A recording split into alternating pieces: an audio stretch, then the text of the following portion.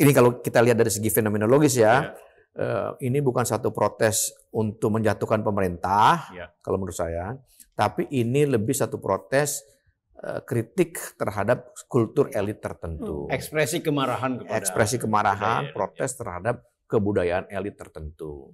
Itu apa kenapa sih budaya elit itu? Budaya elit itu sederhananya adalah nilai-nilai, norma-norma, perilaku ya kan, yang digenggam, yang diacu oleh segelintir orang, tapi menentukan berbagai macam agenda-agenda politik penting di dalam masyarakat, yang itu basisnya adalah privilege mereka dalam sumber daya ekonomi, kebudayaan dan jaringan politik. Nah, itulah kebudayaan elit. Nah, di setiap negara ada selalu. Ada. Jadi sederhananya kebudayaan elit itu bisa kita rumuskan secara sederhana sebagai mekanisme simbolik, katakanlah mekanisme simbolik dari satu segelintir orang untuk meneguhkan otoritas dan kekuasaan dia di dalam masyarakat dengan menggunakan sarana ekonomi, kebudayaan, dan politik itu. Nah, kira-kira jadi protes gitu. Kemarin itu untuk menghadapi budaya elit. Nah, tapi gini, kan tuntutan resminya dalam spanduk itu kan bubarkan DPR, ya kan? Nah, mungkin ke Bibip, coba terangkan apakah memang rasional secara hukum, secara konstitusional membubarkan DPR di negara Indonesia yang sudah menganut demokrasi ini? Tidak rasional secara hukum.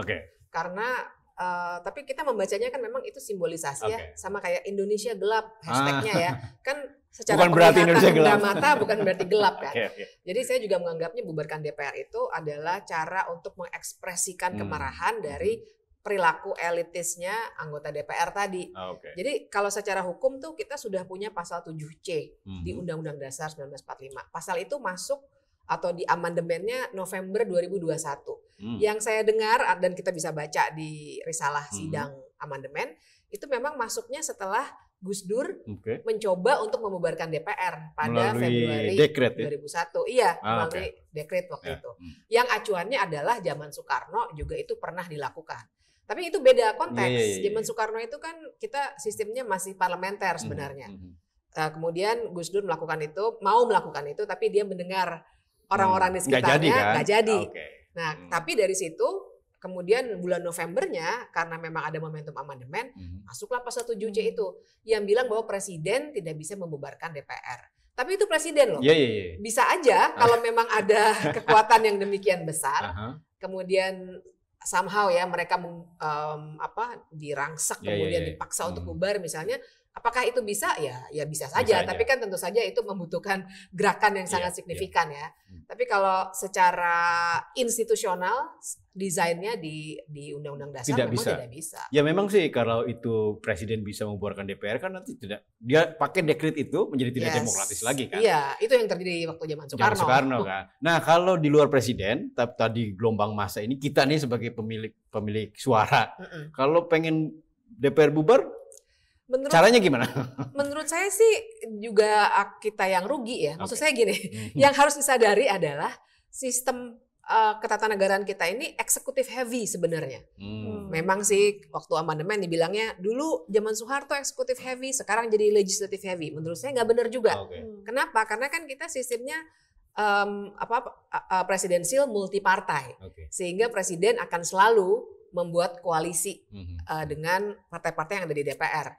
Seperti yang kita lihat sekarang, semuanya sebenarnya walaupun yang satu PDI Perjuangan masih nggak mau mengakui dan belum dapat jatah menteri, tapi sebenarnya semuanya sudah menjadi bagian dari pemerintahan Prabowo. Jadi bayangkan bahwa kalau misalnya DPR-nya nggak ada, ya satu gitu dulu ya. Sekarang nyatanya memang presiden yang memegang kekuasaan untuk segala macam hal. Kita kritik apa sih anggaran kayak begini, MBG. Presiden sebenarnya yang ngatur. Mengharapkan DPR mengawasi. Pemerintah lah ya melalui Menteri Keuangan. Melalui Menteri Keuangan dan lain sebagainya. Mengharapkan DPR mengawasi sudah dikooptasi juga, stempel juga.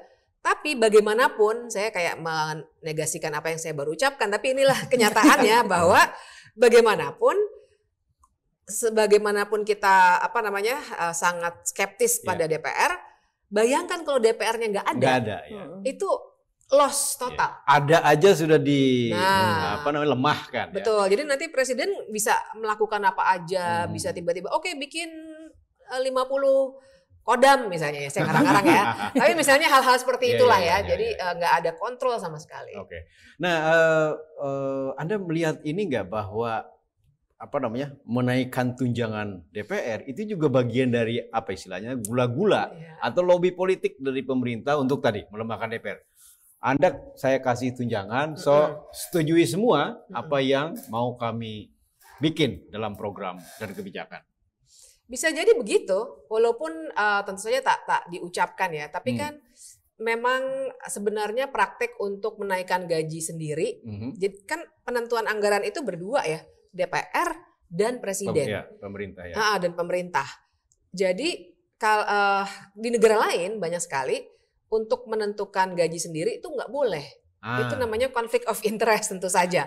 Jadi bahkan kalau di Amerika itu dalam konstitusi dibilang kalau DPR mau menaikkan gaji mereka sendiri, maka itu harus berlaku pada periode yang akan datang. Jadi kalau di kita 2029 nanti baru berlaku, sekarang nggak boleh.